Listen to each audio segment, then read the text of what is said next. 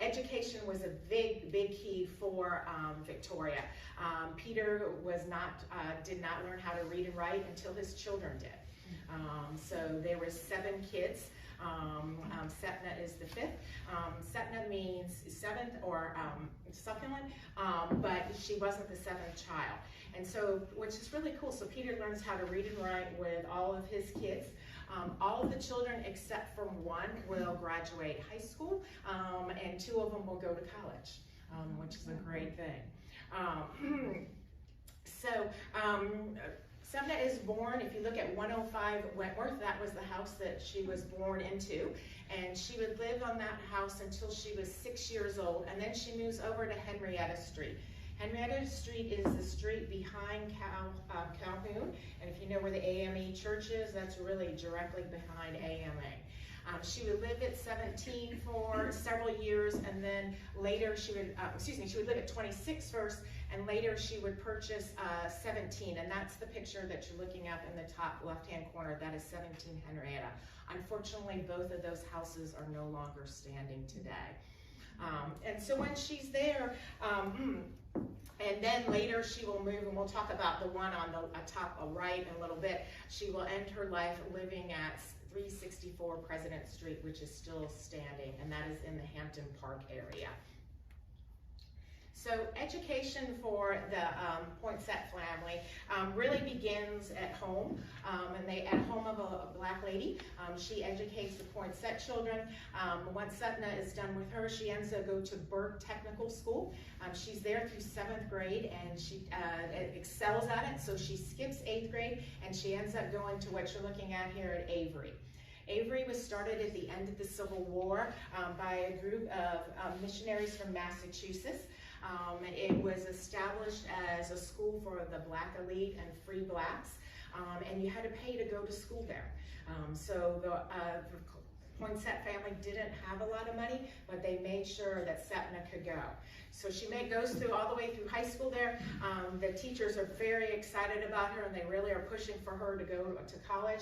Unfortunately, the family doesn't have any money to send her to college, so she ends up taking the teacher's test. And she passes that test, and she becomes a teacher. Now, she being all right downtown Charleston, she could go teach at the schools downtown Charleston. At this time in Charleston, black teachers were not allowed to teach black students.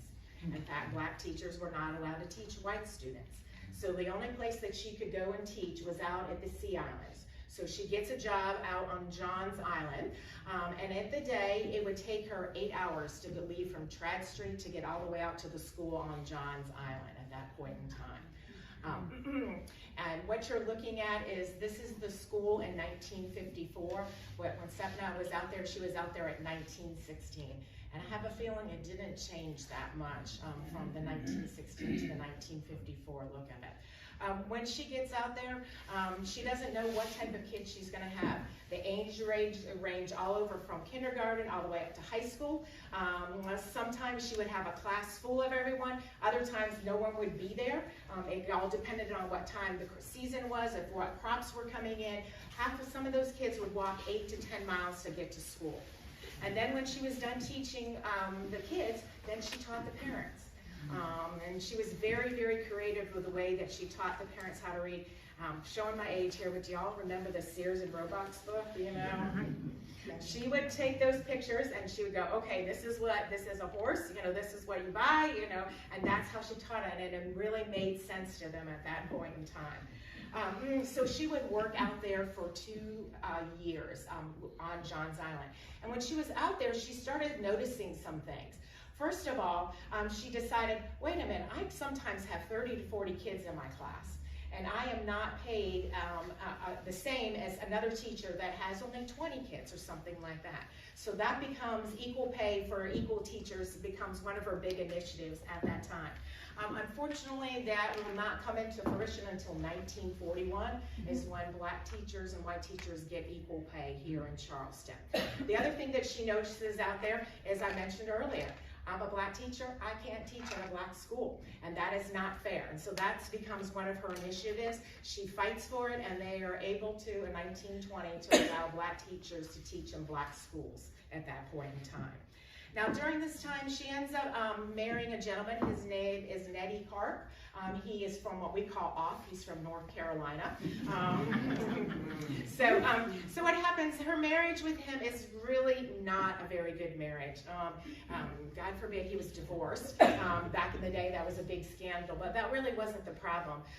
He ended up cheating on her. And so she really he ends up getting sick and he passes away. And at that point in time, she says, I never want to get married again. And so it was a time in her life, it really caused her to fall into depression, and she had a very loud self-confidence at that time. But after he passed away, she decided that, you know, it's time to step up and take it. And that's when she started going to school. She ends up going to college. She will go to college and graduate, and she will also get a master's in education. And so after that, she will move to Columbia, and she will spend the next 17 years teaching in Columbia, being on all sorts of grade levels and things like that. And during her time in Columbia, that's when she gets involved with race issues. This is when she gets in with fighting for different rights and things like that. That's when she's introduced to the NAACP, and is open to a whole new world for her. Ends up moving back here to Charleston. And when she comes back, she's still very involved with racial issues. She is part of the, these are some fun pictures of her. There's when she's young in 1924. She's the one on the right-hand side with her eyes closed. She's like me, I close my eyes in every single picture. I don't know the one on the left, I couldn't find the date, in 1960. But when she gets back here, she is also part of the YWMCA for the Black community. And she's in charge of organizing an event. And she is has asked a lady named Elizabeth Waring to come and speak at this meeting. Now, Elizabeth marries Judge Waring. Judge Waring is a whole nother tour. Well, let me just tell you, quite an interesting man. But what you need to know about him is Elizabeth is his second wife. He becomes a federal judge, and he's the one that starts shaking up the racial issues in the courtroom. He's the one that says, nope, blacks and whites sit next to each other on the jury. We have a black bailiff. You treat the African-American community properly. You address them properly. And he wasn't a white man that would go, oh, just because you're black, you're wrong. He would listen to all cases and then evaluate them fairly. So Elizabeth is from up north, and she's got a lot of opinions about race and things like that. That's why they've asked her to come speak at the event. The national group hears that Elizabeth's coming, and they call Septima and say, please do not have this lady come and speak. And Septima's like, no way. So she goes down to Judge Waring at Elizabeth's house, knocks on the front door, sits down with Elizabeth and says, I want you to come. I want you to speak. You need to talk about what's going on. And Elizabeth goes, don't worry, I wasn't going to back out. And that starts the road friendship between them. And as you can see, this is a picture at their house. They're all eating dinner. It's an interracial dinner. And it was people, some of Septima's friends were like, why would you want to hang out with those people? And she's like, you know, first of all, they really do care about us. They are trying to fight for us. But she goes, also, it's a great way for me to listen to what's going on in the community, politically wise, and things like that. So also, while she's down here, she ends up becoming she becomes vice president of the NAACP, which sounds like a great thing. She's like, woohoo, I got to become that of the local chapter. But the same year that she takes over that position, the state of South Carolina passes a law that if you are a state employee, you're not allowed to be a member of that association. So Septima's sitting here going, okay, what am I going to do? And she decides she's going to quit. She was serving 40 years of her pension goes out the door when she walks away from it. She tries to round up all the other teachers saying, listen, you know, they can't fire us all. You know, this is a bad law. We need to fight it. But everybody's like, no, no, no, we can't afford to lose our job. So they're giving her a going away party, and that's what the top right-hand picture is the group at the going away party. People were so scared that they were going to get fired because they were associating with her that they refused to be in that picture. So one of those ladies is her sister-in-law, and the other two ladies were brave. They weren't worried about their jobs. There was about 30 to 40 people there at that going away dinner.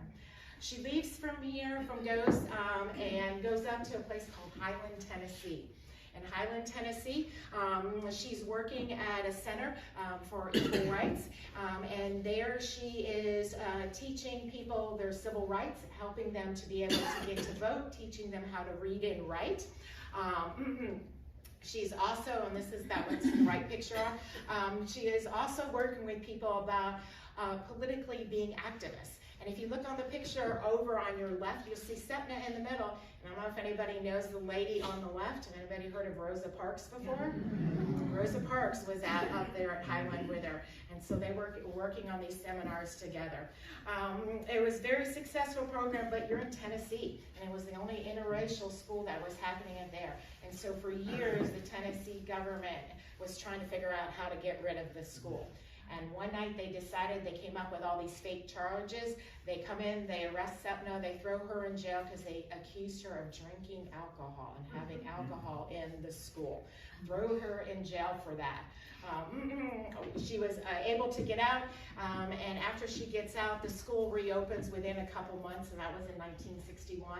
And I'm excited to say that the school is still in existence. It's a different part of Tennessee than it was back then, but they are still up there fighting. But she gets a new job.